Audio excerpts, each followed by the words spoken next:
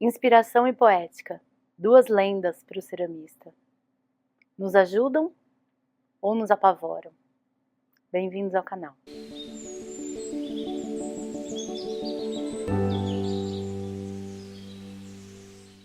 É muito comum as pessoas ficarem me perguntando onde arrumar inspiração, como desenvolver a minha poética, a minha linguagem.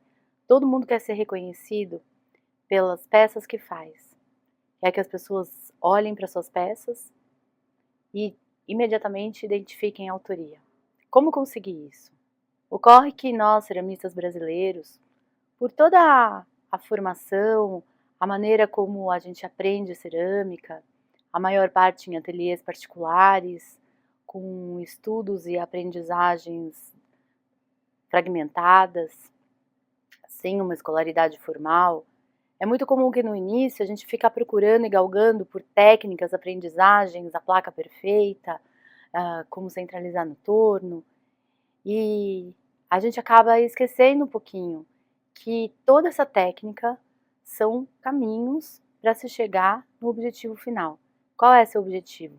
Fazer uma peça que tenha o seu jeito, o seu gosto, as suas características e que seja identificado como de sua autoria.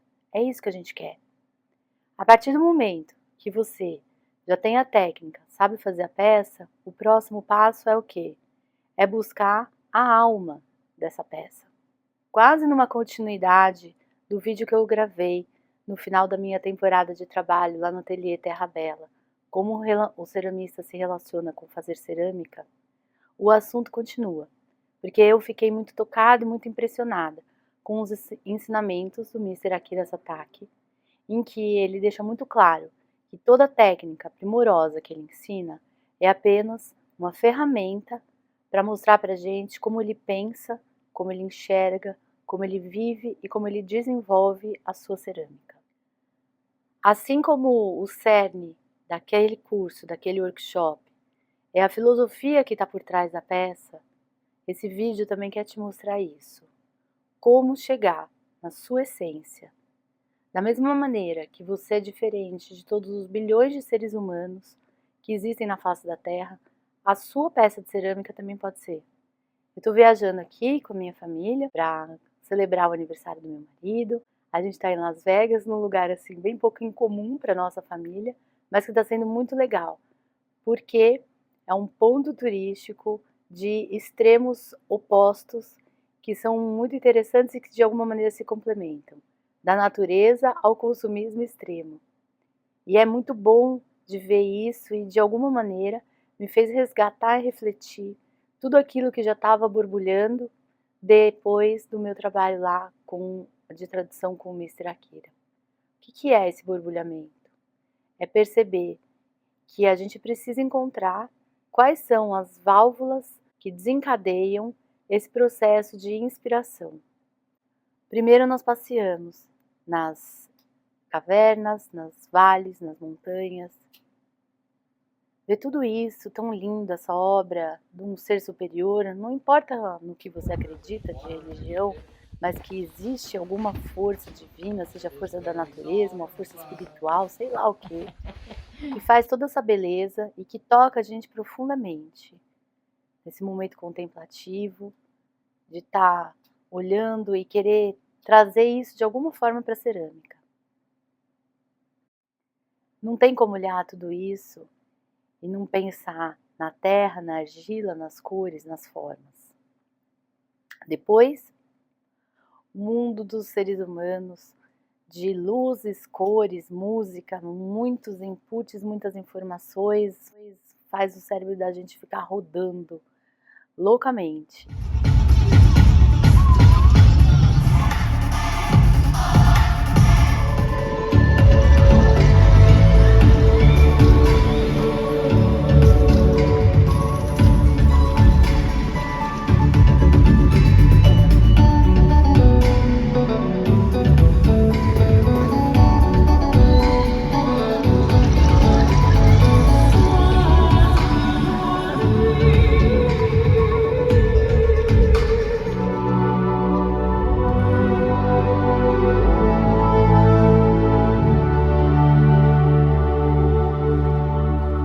show, música, é um festival para os sentidos.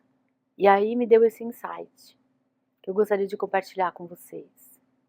Não importa a fonte, se é a natureza, se é a internet, se é a música, se é a caminhada, se é a relação humana. Você tem que se sujeitar a situações que te sensibilizem, que tragam à flor da pele sentimentos, emoções, lembranças, pensamentos, divagações. Esse é o momento que a gente fala que é o primeiro momento do desenvolvimento da criatividade, em que você vai fazer como se fosse uma pesquisa de campo. Para que serve essa pesquisa? Para aflorar tudo isso em você, essa sensibilidade, e aí você observa. E enquanto observador, repara aquilo que te tocou mais. Pega esse ponto e explora ele. Como? Pensando como ele pode ser trazido para o mundo da cerâmica. Seja através de uma teoria dele, seja através da cor, da forma. Aí é você que vai decidir.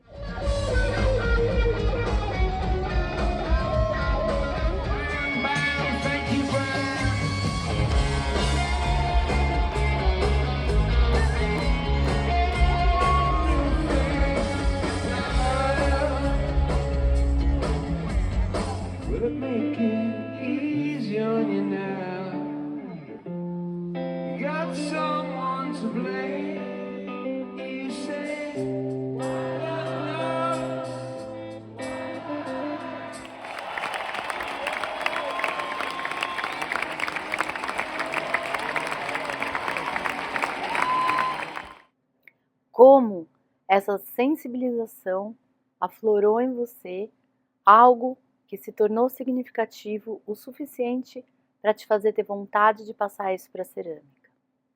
E explora. A cor, o cheiro, o sabor, alguma coisa vai te tocar. Quando eu voltei da Turquia, voltei encantada com os olhos e comecei a fazer a coleção Otomanos, em que eu uso os processos de Nerikomi, que são lá do Japão, que não tem nada a ver com a Turquia, mas que eu trago a questão do olho circular, da forma, das cores azul, branco, preto, para as obras da cerâmica. Alguma coisa sempre serve para você como fonte de inspiração. E é isso que eu quero trazer com esse vídeo hoje.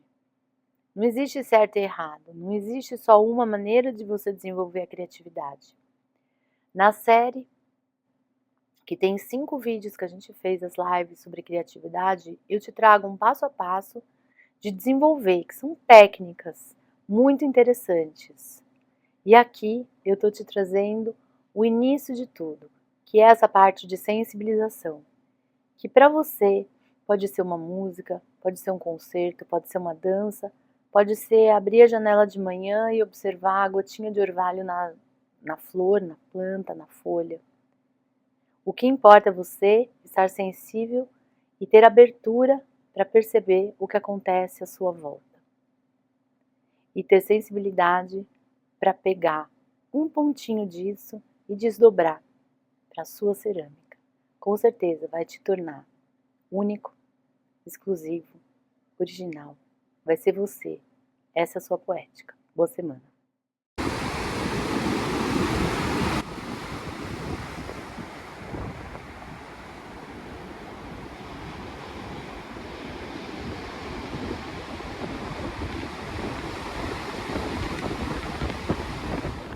E aí a gente estava lá no show do David Copperfield e ele colocou assim no começo do show que quando ele tinha 12 anos de idade, ele pegou todas as coisas, as quinquilharias dele que juntava, os planos para ser um mágico e jogou tudo fora. E o pai perguntou assim para ele, por que você está jogando tudo fora? Ele falou, agora que eu estou fazendo 12 anos, eu preciso aprender que a vida é mais séria e que, como todo mundo diz, o que eu quero é impossível. Tipo ser um mágico, né? Então no dia seguinte diz que quando ele acordou, tava tudo do lado da cama dele, que ele jogou fora, e um bilhete do pai dele assim: se o seu sonho é impossível, viva o impossível. E hoje eu tô aqui em Portugal, saí de Las Vegas e vim pra cá fazer uma aula com Helena Brisido sobre sais solúveis. Um assunto que há anos me interessa e que eu pesquiso quase solitariamente, quase porque o Nelson Lixa sempre me ajuda e me dá apoio e a gente troca muita ideia sobre o assunto. E tem pouquíssimas pessoas que falam sobre isso no mundo inteiro. Quando eu conheci a Helena lá no CONTAF no Brasil e ela falou sobre esse assunto, eu fiquei muito interessada, mas eu não podia assistir a palestra dela porque eu estava traduzindo a palestra em outra sala. E eu falei, quando você for dar o curso, você me avisa que eu vou. E aqui estou eu, vivendo o impossível, que para mim seria o impossível, tanto de encontrar pessoas que falem sobre o assunto, quanto de viajar de um lugar para o outro, e eu estou amando. Então assim, quando a gente gosta muito mesmo do que a gente quer, a energia rola tão boa, tão positiva, que no final dá tudo certo. Porque a cerâmica é um sonho mesmo, é um sonho, uma paixão, uma coisa que pica a gente assim, que a gente vai até o final. Se você gosta, vai em frente, acredita, porque dá certo e as pessoas boas sempre acabam se encontrando na cerâmica. Eu estou muito feliz e sou muito grata por tudo que eu tenho, pela família que me apoia e pela oportunidade de estar aqui. Estou aqui, ó, no Estoril, fazendo curso maravilhoso. Quando a gente sai da nossa realidade, se distancia, parece que a gente fica livre de algumas amarras, de algumas crenças, alguma rotina do dia a dia, assim, e a gente começa a acreditar que tudo é possível. Por isso que é bom mudar a rotina, é bom sair para caminhar, é bom sair da sua caverna de ceramista, porque as coisas começam a se tornar mais fáceis, mais leves, e o impossível se torna realidade.